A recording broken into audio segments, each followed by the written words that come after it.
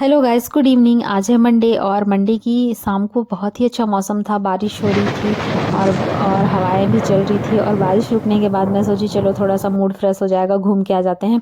और घूमना था प्लस एक ज़रूरी भी काम था, तो फिर मैं निकल पड़ी अपने काम की ओर। और मुझे काम था ब्यूटी पार्लर में। और ये है हमारी सुनीता दीदी, सुनीता ब्यूटिशियन, जो कि बहुत ही अच्छा मेकअप एंड हेयर स्पा करती हैं, सारी चीज़ें करती हैं। यदि आप बैकुंठपुर में हो तो आप करा सकते हो। ये हमारा बैकुंठपुर का बस स्टैंड है।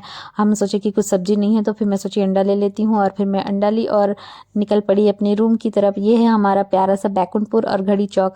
Thank you so much guys, like share and subscribe my channel.